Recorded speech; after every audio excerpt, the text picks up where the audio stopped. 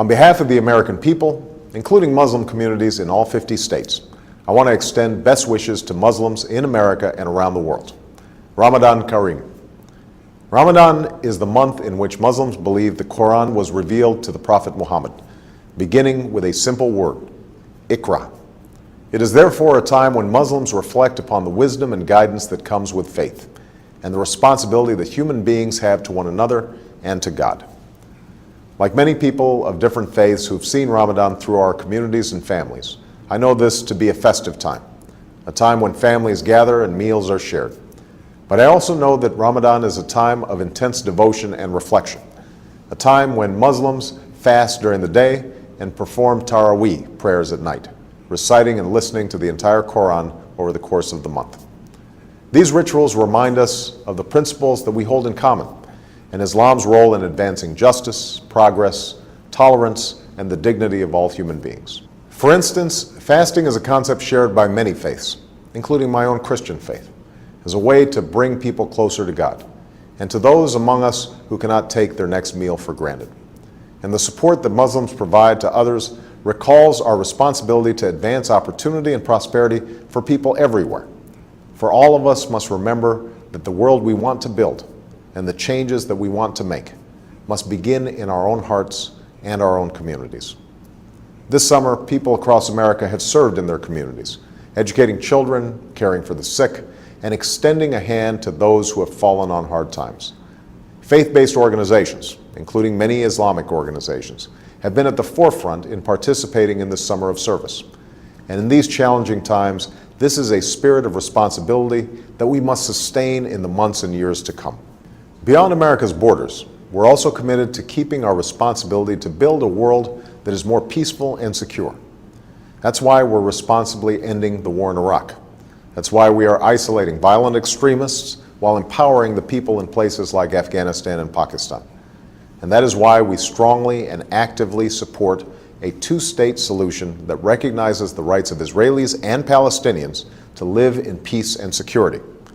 That's also why America will always stand for the universal rights of all people to speak their mind, practice their religion, contribute fully to their society, and to have confidence in the rule of law.